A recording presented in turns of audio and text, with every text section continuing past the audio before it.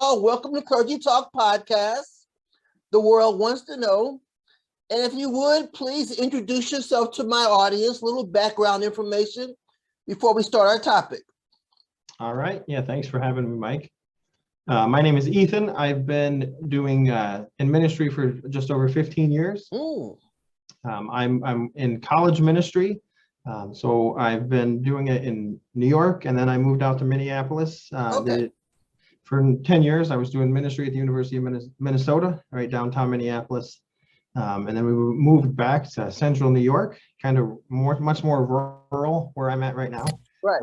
We're doing still doing ministry. I'm a deacon at a church. I do some church consulting. Got my seminary degree when I was in Minneapolis at Bethel Seminary in St. Paul. Oh, okay. Originally, I was a computer programmer, and basically someone had me pray about something, and the rest is history. So. Well, then you understand how hard-headed computers can be then.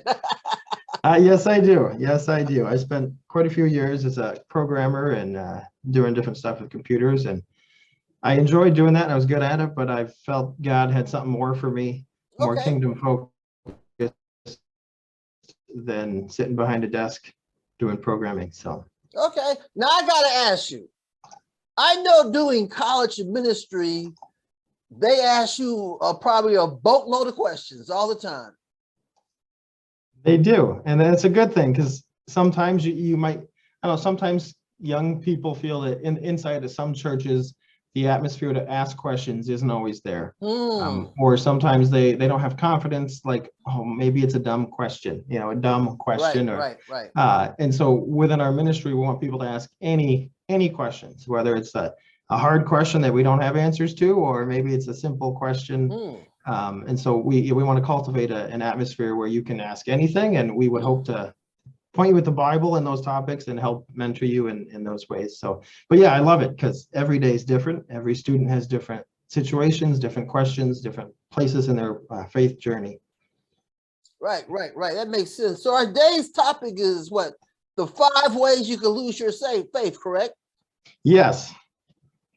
So originally, I named it 5 ways to keep your faith.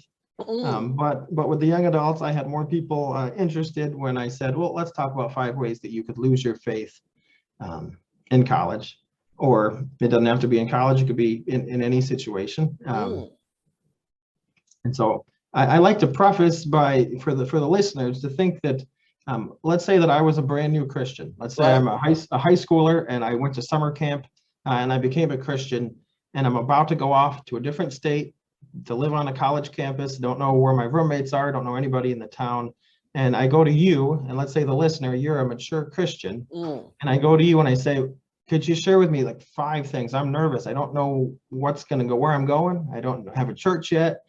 Could you give me 5 things, whether to do or not to do, that'll help me keep my faith strong? Okay. And so I want, as the listeners are thinking about that, just think, what might you say to a new Christian who's going to be going off somewhere new? How do they keep that faith? How do they keep their excitement and confidence in who God is and what he has for them? So while you're thinking about that, I like to kind of share a quick story that when I graduated high school, I went to a college and I played, it was just Division III, but I played soccer. Okay. And in order to be on the soccer team, Mike, there were certain things you had to do. The first day you had to run a mile under 6 minutes to make the team.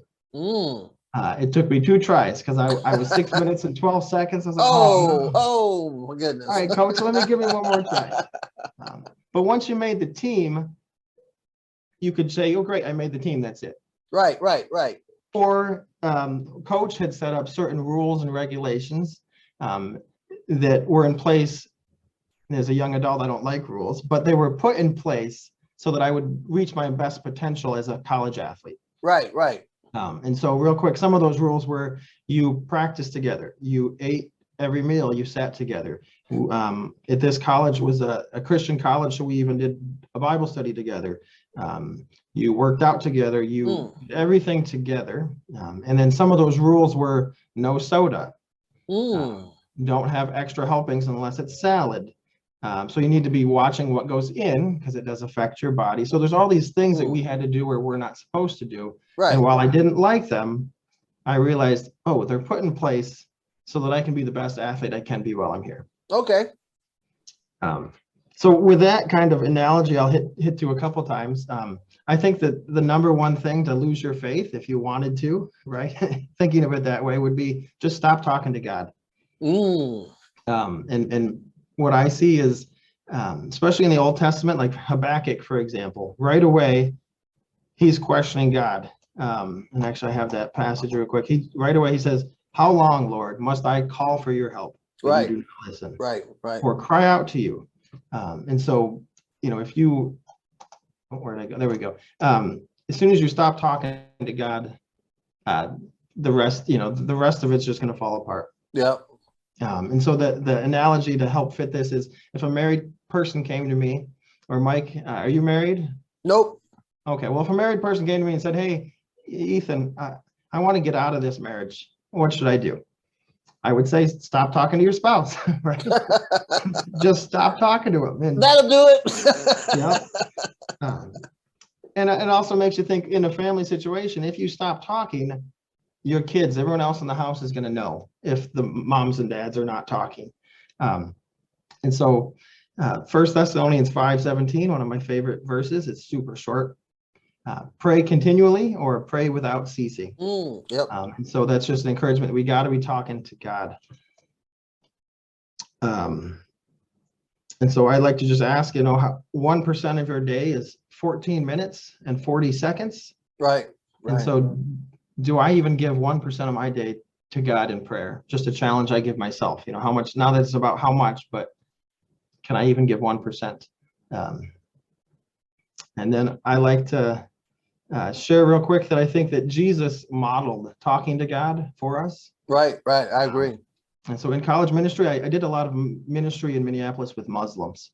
And tons of time in mosques talking to them, going to their hadith studies, which are like their Bible studies. But and they would often ask, their problem with Christians are, they think we're polytheists, right? We believe in the Father, the Son, and the Holy Spirit. They can't be three. And their biggest argument would be, Ethan, why would Jesus, if Jesus is God, why would he pray to himself? And it's a valid question, but I think he did it as a model, right? He was man, he was God and human in that battle, as we try to understand that, but he also modeled it for us. Right. Well, the Trinity is something that a lot of Christians haven't grasped yet. We just kind of like, well, the Trinity, it's biblical. That's it. Don't ask me to explain it, but I believe it. Yes, it is a fun topic to talk. That's a whole nother podcast right there. Oh, definitely. That's like a 3-part series right there. Yeah, we'd still only scratch the surface. So I think the second thing I would say to lose your faith would be, the first one was stop talking.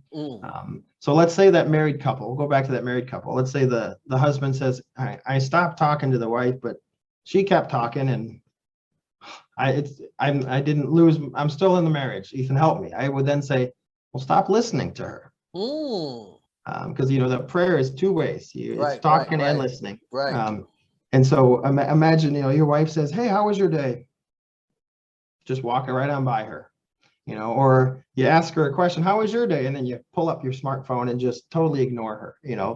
I've done that before, an accident, and it doesn't go over too well, right? Because you're not giving full attention. Yeah, you might get hit with a shoe. That's right. So I think my first 2 points are really focused on prayer. Even if you're not reading your Bible, not going to church, and don't have community, you can still be growing in your faith, and it's got to have that prayer. It's got to have that communication. Right. And it goes both ways. The third point, I think, is don't be a part of a community. And this one's not a church. That's actually the next point. But just those close people that you have that you can go to and say, hey, I need prayer, Mike. I'm having a rough day. Right. Exactly. I think it's in Hebrews. I should have the chapter. I forget. But verse 17 says, as iron sharpens iron, one person sharpens another. Yeah. And I'm a campus minister. I'm not a pastor, but I've always said if I ever was a pastor, I want my title to be pastor of encouragement. Okay. And just to, encourage people to get together. You look at Acts chapter 2, at the end, and the 40 verses in the 40s, where every day they were getting together to help one another, to break bread together in their homes. And so we need that community of people, those close friends. Same thing on the soccer team. If I'm working out by myself or trying to play soccer by myself, it's funny to watch one person on a soccer field play soccer. You need a whole team. So you need that group of people. Yeah, I always tell people there's no such thing as a Lone Ranger Christian. That's right. Find other Christians to mingle with and to pray with and to participate in intercessory prayer to help other Christians, Definitely. And that goes right into my next point. Number 4 was don't go to church. And I think this is a big thing with college students, because they're thinking, I'm moving to a new city. I'm only there for 2 years. Is it worth it? Or 4 years. Right. Or I don't have any money. I can't really give to the church. And now you add COVID on top of that. And I'm not going to go into that too much, but that's just another thing to, I get a lot of college students saying, well, I don't have to go to church to be a Christian. Yeah, I agree. I can't find a single verse that says you don't have to go to church, like you said. But there's a difference between surviving and thriving. In your faith. Right. The closest verse I can find is Hebrews 10:23. Let us hold fast to the confession of hope without wavering, for he who promises faithful. And let us consider how to stir one another up to love and good works, not neglecting to meet together as in the habit of some, but encouraging one another all the more as you see the day drawing near. I think there's a verse about forsake not fellowship or something to that effect in the Bible. New Testament. Yeah, definitely. There's quite a few verses that you can deep into that. Fellowship actually is something that is stressed in the New Testament when you think in terms of Christ didn't have to get 12 apostles. He didn't need them, but he did to teach us a lesson that we need each other, versus in the Old Testament, he called one prophet like Elijah or Moses. This is my guy. He's going to lead y'all. Now y'all listen to him or I'm going to bring the rain. That's right. Versus now it's fellowship. You need a group. You need a team. Even if it's only 3 people that you fellowship with. That's it's right. better than being by yourself, talking about woe is me. Nobody's listening to me and nobody cares about me. And I'm the only one that works that loves Jesus. That's a lonely thing if you're trying that. It is. It really is. Yeah. And I think with college students on this topic, so I had a gentleman. He's not a college student. I had a gentleman. He hadn't been to church in a long time. He was part of a church that split, and there's a lot of it's hurtful, when that happens, and that does happen. And he hadn't been to church in years, and I kept encouraging this gentleman. I said, I just find it, if you can go and just get fed, it's just another way to get fed spiritually and also be part of the community. Well, he went to church, and then I asked him, I said, how did it go? I didn't get anything out of it. Well, he wasn't ready for my response, Mike, because I said, who said you were supposed to get anything out of it? Church isn't for you. Church is about God. Right. And I think that's that mentality of what can I get out of church? Yeah, I agree. Yeah. And I want, yes, hopefully you're getting fed, but maybe you're there to encourage the person, 2 rows up. Who's having a bad day. And so I think that within that body of Christ, what I tell college students is you might not have money, but you've got time, you've got energy, you've got a lot of things to offer. And if you don't come to church, you are neglecting the church, the gifts that God has given you to edify the church. True. And so you got to think outside, what am I getting? But wow, God made me the way I am to be part of the church. So instead of I'm not getting, you can think of, if I don't go, I'm actually holding back from adding to the church. The church is actually not getting what it could be if I was willing to be a part of it. Yeah, that's true, because we're supposed to edify the body of Christ and not ourselves. It's not look at my gifts. Well, I'm just a great guy because I'm a skilled communicator and I know how to write great Christian blogs, but are you actually edifying the church? Are you encouraging people to go to church? Because I've noticed over the last, let's say, decade, because of all these wacky scandals that take place, that the news media loves to cover about the Christian. Anytime a pastor falls or a Christian church falls apart, you'll get every reporter, every news team on this planet covering it, but they never talk about the good that Christian churches do. That, and in reality, we get our reward from God. So it really doesn't matter if no news team comes and covers the good we do, but they like to expose anytime a pastor falls from grace, anytime a church falls apart, anytime some great pastor steals $1 billion from the church fund, and then they love to cover that stuff. But the simple stuff like, the church came in and helped a homeless family, or helped somebody's house just burnt down, or taking care of domestic issues, or just counseling kids that they don't have a mother or a father. And that kind of stuff takes place all the time in the Christian community. But they don't cover that. They don't want to hear about that because it doesn't sell any newspapers. It's true. That is true. And it is sad because we want to, yes, those things do happen and we don't want to just brush them under the rug, but we wish we could get a healthier balance of all the things that God is doing in his church. Yeah, that's true. Exactly. Besides, of course, Christmas and Thanksgiving, they always show the churches giving out Thanksgiving and, giving out toys and stuff. Well, that's great. But we kind of like do stuff 365 days out of the year, not just those 2 days. That's right. Yeah. In a way, that guy kind of brings up my next point. That's a good transition. So my fifth point was, I say, quit bragging on Jesus, or quit sharing Jesus. And so Romans 1:16, right? It doesn't say, for I'm not ashamed of the gospel. No, it's, I'm not ashamed of the gospel, right? You got to have confidence in that. And I'm just going to read that verse. I am not ashamed of the gospel, for it is the power of God for salvation to everyone who believes, the Jew first and also the Greek. Yep. I had a first guy. So I just joined campus ministry in 2006. And one of the first tasks is, Ethan, I want you to start discipling and mentoring someone. I never done that. How do I do that? And so they had some material, and the first gentleman I started discipling, his name was Doug. And he was a Christian. He had all the answers up here. Were they here yet? And so finally I said, Doug, you haven't been baptized. We talked about baptism. We looked at the passages, and I said, would you consider it? Oh yeah, I think that's good. That's my next step. I said, all right. Well, this is, we like to say, a public proclamation of your faith. So right. Who would you like to invite to come see it? I don't want anyone to know. I said, well, I don't know if you're ready to be baptized then, buddy. Right. He was ashamed. He didn't want people to know. And so that's where, the transition between, I believe it here, but am I willing to follow it? And so that's just an instance where he was not willing to brag on Jesus. Right. For, what he's done in his life. And so that just was an eye opener to me, like, he is ashamed in a way, right? He is ashamed to say it. And that's sad. I don't say that with judgment. I say it's, how can I help him have more confidence and help him want to have his friends be a part of it? Wow. I like to share that I'm a Buffalo Bills fan in football. And while I was living in Minneapolis, I went to a Buffalo Bills game at the Metrodome before it collapsed.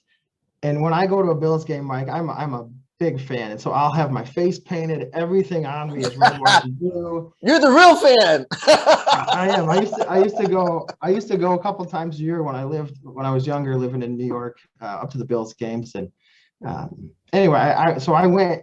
And I go into this like walk all the way up the stairs. I got the cheap tickets at the top, but I walk in and I look and I'm like, I forgot I'm not at home. I'm away. Everything is purple and gold. And there's like 5 people out of 60,000 wearing red, white, and blue.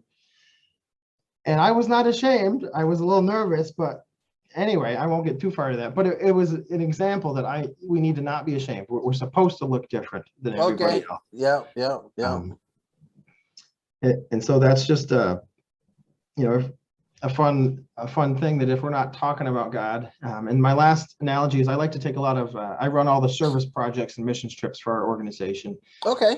And over the last 6 years, I've taken think 7 trips to hurricane relief from Houston, North Carolina, upstate New York. Over 100 college students have come with us. Oh, wow, that's good. Yeah, it's awesome. Awesome opportunities, because even non-Christians like to serve. And so the trick is, if I'm a non-Christian, but you're a Christian, Mike, and we're down in, my first one was Hurricane Katrina. So let's say we're both working on this lady's house. If we both just work on her house and help fix it up and then leave, we both did a good work. But does she know anything? Does she know why we did it? Right. Homeowner. Right. And so, right. To me, I like to say, well, if I'm a follower of Jesus, helping others is not optional. And so we always will, as soon as if I went to the homeowner's house, we would try to get her out and just say, hey, we're here to work on your house. We're glad to help. Anything we can do. Do you mind if we pray for you while we work? And so and instantly we want her to know that we're here not just because it feels good to help.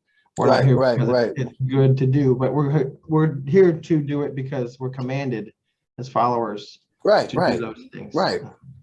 And so that's just another way that, yes, we can do good, but if you don't mention it, is a good deed enough?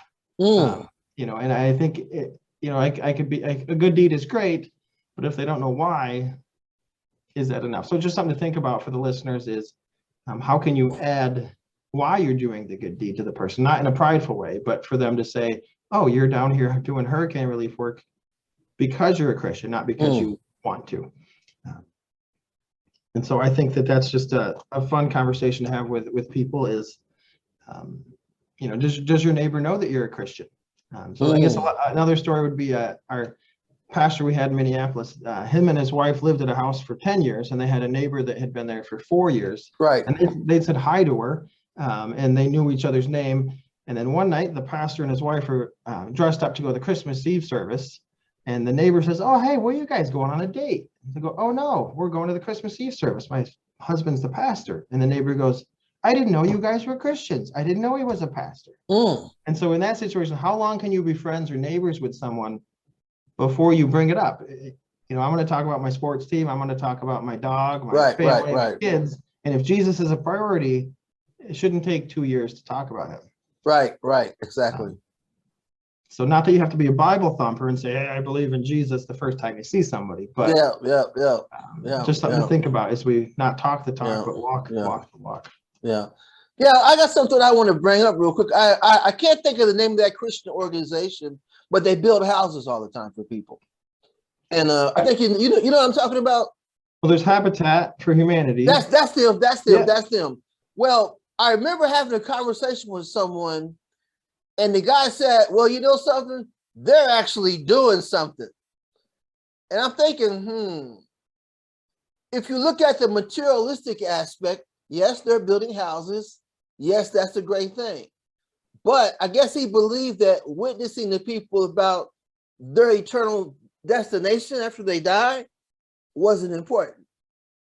But then again, the person probably didn't believe in heaven or hell, So if you don't believe in heaven and hell, listening to me preach about your eternal destination, Jesus says why he's the only way, that's like whoop-de-doo. Go build me a house. Well, they're actually doing something, so. And right. when I look at that, you kind of wonder, like, okay, in one perspective, he has no problem supporting that organization. Okay. Mm-hmm.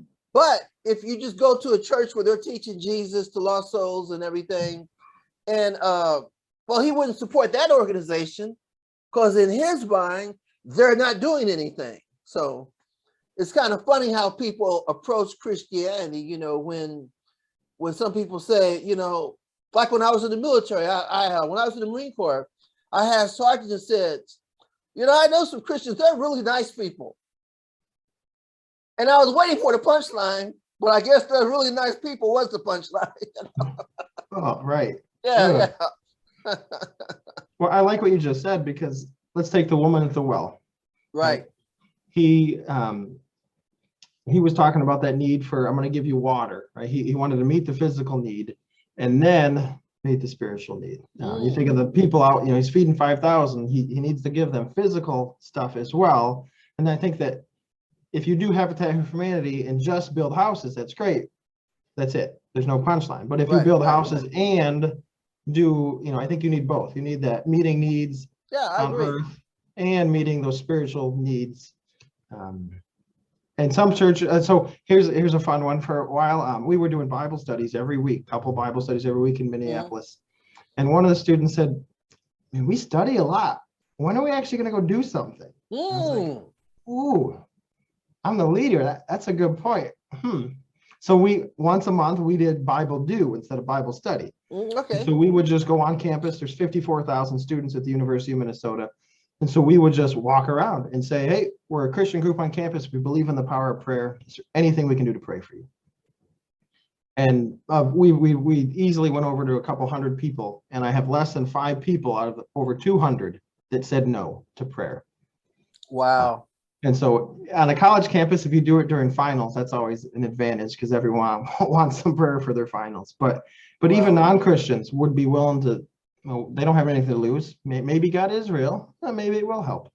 But again, it was just something versus, if all we do is shut our doors in our church and study it and then go home. Right. There's that balance of that Bible do. So that was a fun thing that we did for a while was Bible do versus Bible study. Well, praying for people can have 2 different results when you tell somebody you're going to pray for them. I saw one instance where someone said, "I'm going to pray for you." And the person's response was, "Don't waste your time because I don't believe in your God." I go, that's an interesting response. So how did that person get from point A to point B? "I don't believe in your God." And I struggle with that, I know there's a lot of scriptures talk about why people don't believe, I get all that. I've read them, I'm a pastor, but I still can't really grasp how a person gets to the point where "I don't believe in your God" when someone offers to pray for him. Maybe it's so simple, I don't even understand it, I don't know, And then on the other case, let me turn this phone off. On the other case, in my line of work, I work in a mission. We had a Muslim ask one of my buddies to pray for him. So that just like knocked me off my feet because I never thought a Muslim would ever ask a Christian to pray for them. So, that just goes to show you that, God is sovereign. He can reach whoever he wants to reach. But in general, I think people want you to care. And when you offer to pray for them, that's your way of saying to them, "I care about you on a spiritual level," and you pray for them, which some people understand that. But if you're one of those hardcore atheists and your response is, you believe in the big spirit fairy guy, God is a sky. Well, I was reading an article, or I saw it somewhere, and this guy says, if you believe Christianity is a fairy tale, then why don't you read the Bible to your kids like you would read Snow White and the 7 Dwarfs? So apparently, that's a good response. You got some other stuff going on there. I said to myself, I wish I coined that. That's a good one, man. That was quick thinking right there. Oh yeah, definitely. So I guess there's a lot of stuff we really don't understand as Christians who are out there witnessing to other people.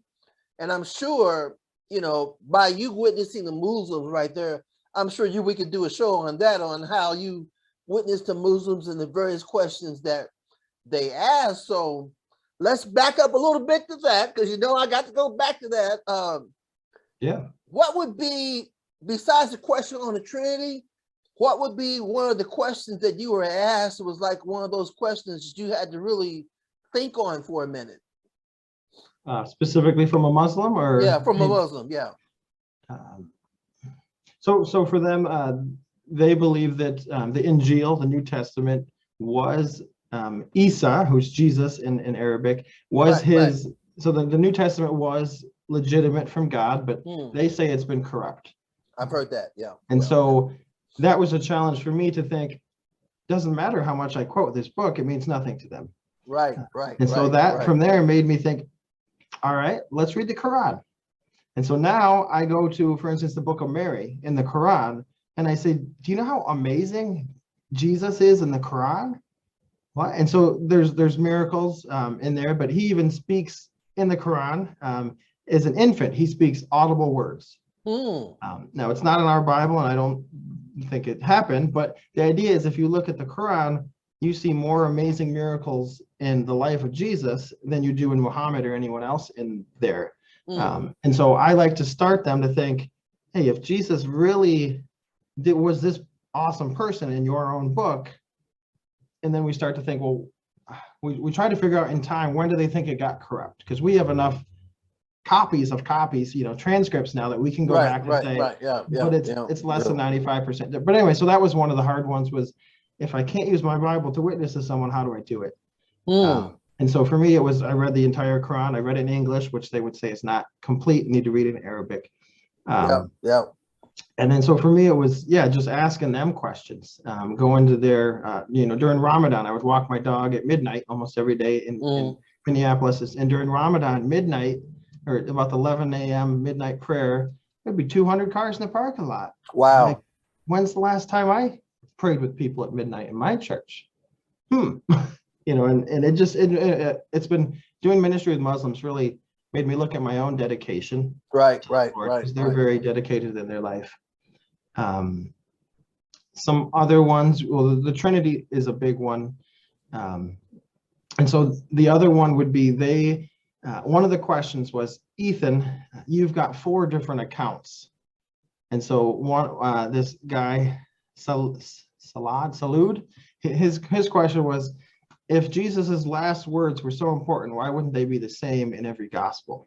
And you're like, oh, well, I don't know, let's look. And we would say, well, we've got 4 different views of it, but they say, why aren't they all the same view?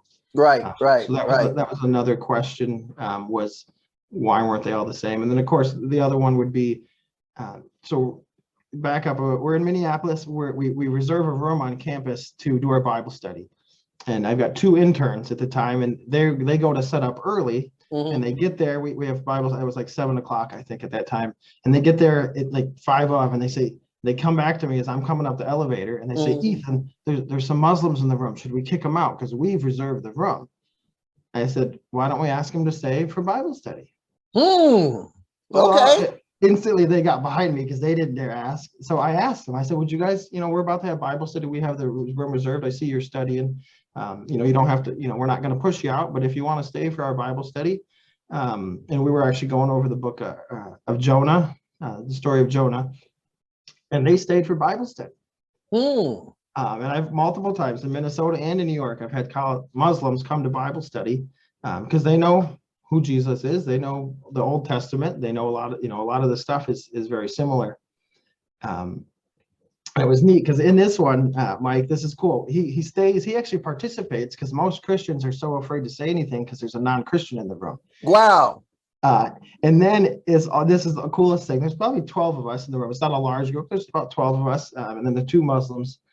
And the one Muslim says, thanks for inviting me to the Bible study, but I have one question. Do you guys really believe Jesus died on the cross? And I'm like, I've got 2 interns. I've got one kid's a missionary kid. Like, they're going to answer. The whole room looks to me to answer. And I'm like, yes, we do. We do believe that. And because I know if you read the Quran, technically Judas was put on the cross in his place, or one of his disciples was put on the cross, and Jesus went up to heaven. I never heard that one. Yeah. So that's what they believe, is that right before the crucifixion, another one of his disciples was put in his place, and they believe that Jesus didn't die. Jesus, like Enoch, was lifted up to heaven. Okay. And then the coolest thing that I like to talk about is, if you were a Muslim, I'd say you and me, we both believe Jesus is going to come back and judge the world. Right. And so we have a lot in common. But so those are some of the things that Muslims ask is, and so what I would do eventually is I would get Muslim students, I'd say, I'll read some of the Quran with you if you're willing to read the book of Mark. And the reason I picked the book of Mark, because if you say John or Luke or Matthew, they were all written later. And so when they look at them, there's extra Trinitarian words and phrases added in their view to those books. So I say, let's just go to the first one. They think Mark's the first one. And there's, in my opinion, there's still some Trinitarian and ways where Jesus. So the biggest question I always say is, show me where Jesus said, I am God, worship me. That's the phrase they will use because that's what they're taught. And So that's a good question for the listeners. You know, if someone said, where does Jesus say that he's God? Worship me. And maybe it's not that exact sentence, but where do we see him admit that he's more than just a human? Yeah. Well, when the way I address that, because I know a little bit about Jewish culture, when Jesus called God Father, in the Jewish eyes, he's placing himself in the same level as God is, you know, because in Jewish culture, if your father was a carpenter, you'd be a carpenter. Mm-hmm. That's just like Zacharias was a priest, so John the Baptist is a priest. But the difference is based on my knowledge, John the Baptist wasn't raised up in the priesthood. He went out to the wilderness, did whatever he needed to do. Then he came back and said, repent your sins because the kingdom of heaven is at hand, pointing everything towards Jesus, which goes against what the priests of that day would be doing. You know, they would be working their courses like Zechariah did, and whatever they had to do in the temple, they were doing that, reading of the scrolls and so on and so forth. So when we look at how that follows suit, when he said that God is my father, that's like saying, whoa, now you're saying your God is your father? That's like you're saying you're God, you know? We got to get this guy out of here. You know? So that is like one of the ways that you'd have to know something about Jewish culture to understand the significance of that exchange, you know? So, but then again, when the Bible said, if you sing me, you sing the Father. That's you telling me Jesus, if I've seen you, I've seen God. Let's get the stones together. So that was that's their response. So to understand a little bit about Jewish culture kind of like opens up and shows you that yes, Jesus did say he was God when you pay attention to those little simple details. Yep. He even says my Father's house. Yeah, he's a lot of references to the Heavenly Father being lineage. Yeah, definitely. That's a good point that you bring up. Yeah. Yep. Exactly. Wow. Yeah. So it's I remember when I was in seminary school, and I told I was working as a Social Security advocate building. I was a security guard, and one of the doctors, this guy's a doctor, right? He goes, "You're studying theology?" I says, "Yeah." He goes, "It's too much, man. Why don't you just go to Bible school?" Well, I've always been hooked on theology since I was a young Christian, you know. I said, I want to get into the meat of this stuff. I want to go into the principles and the reasons why they believe, why we believe what we believe. So, you know, and then it's kind of funny. Once I got out of seminary school with my 2 little certificates, I realized, you know, nobody talks like this. Nobody uses none of those words, you know. And my sister always says, Mike, talk normal talk. So once I learned how to talk normal talk, I think my preaching got a little bit better. So with that being said, going back to the 5 ways you can lose your faith, give us a quick summary real quick once again. Yeah. So I would say the 5 things would be, you got to keep talking to God. Even if you're frustrated with him, you bad times are coming, you're in the trenches, keep talking to him. Right. Second one would be keep listening. You know, talk, but you got to listen. Keep listening. You do that by reading the Bible. You do that by hanging out with other Christians. You want to continue to listen and learn about God. Right. The third one would be, you got to have close friends. And that might mean being vulnerable and saying, hey, you know what, I'm struggling in this area of my life. I need some help. Or, hey, it's just been a rough day. Can you pray for me? True. So you need that. Christians might not like the word accountability, but we still need that. We need that teamwork. We need that close accountability, encouragement, exhortation, what we want to call that. Fourth one would be, don't come to church just to check the box, right? You got to be part of a church because you can get something out of it, but you can also you got more to give to the church, I think, than you might think you do.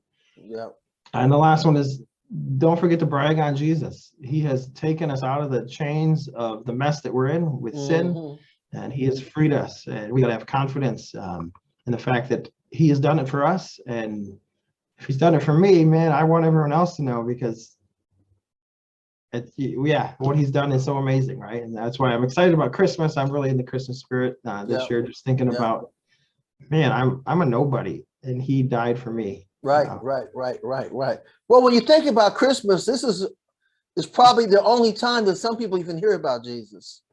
It's during the Christmas time, and unfortunately, you have the commercial people talking about, well, this is the holiday season. Oh, well, just call it Christmas. And to me, it doesn't really matter if you believe that Jesus Christ was born in December or you believe he was born in September. Fact of the matter is, God with us, Emmanuel. And when I fall back on that, and I hear all these arguments about, well, Christmas this and Christmas that and blah blah, boo hoo, hoo hoo hoo. I said, let me tell you something. I'm gonna tell you the only way you're gonna disprove Christianity, produce the body of Jesus. Okay. Good luck with that one. Smash the cause and effect. Good luck with that one. Yep. And disprove all the external evidence from non-Christian sources that says there was this guy named Jesus that caused a whole lot of problems in Jerusalem. Preach it. That's right, man. That's right. So other than that, when Christmas comes, I say this is my favorite time of the year because I can talk about the birth of Christ. I can talk about salvation entered into the earth. The salvation plan given to us by the prophets and so on and so forth. So I love the Christmas time, even though people try so hard to smear it, throw dirt on it. And then the folks say, well, Christmas is a pagan holiday. Oh, so you're telling me the birth of Christ is pagan? So that's how I translate that to them. But because I hear all this nonsense coming from non-Christians that they allow themselves to entertain, and it kind of like smears up the mirror, it smears up the window, Right. So yes. With that being said, I think we Christians have to stay Christ-centered, and we have to stay focused on God's word, and we need to keep the company of other Christians to help strengthen us because because Christians know when they need to pray for other Christians. You can kind of like sense it. I don't know what's going on with my buddy today, but I'm just going to go home and pray for him because something might be going on with his life that he doesn't want to talk about. Maybe he's too ashamed to talk about it, but you pray for him. You pray for him anyway. And with that being said, Ethan, I got to ask you the questions I ask all my guests. Number one, what's your favorite book of the Bible? James. It's got to be James. Book. Probably 10 years ago, I had 3. I was trying to memorize the whole thing. I had 3 chapters down, and then I gave up. But I want to get back on it. But I just love James because it's challenging to my life. Right. It's a quick moving book too. Yeah. Yep. And I got ADHD and my mind's all over. So James got topics all over for me to focus on. I think I might have a little bit of that myself. That's right. But yeah, I really like the book of James. And then recently, Old Testament. I've been trying to just dig into the Old Testament and Jeremiah, mostly because the way he points out all the bad priests and the unbiblical leadership. And so I've been really digging Jeremiah lately as well. Wow, he's a good one. And my second question is, what advice would you give my listeners? Advice to give listeners. Man, that is a great question. I would say schedule time for God.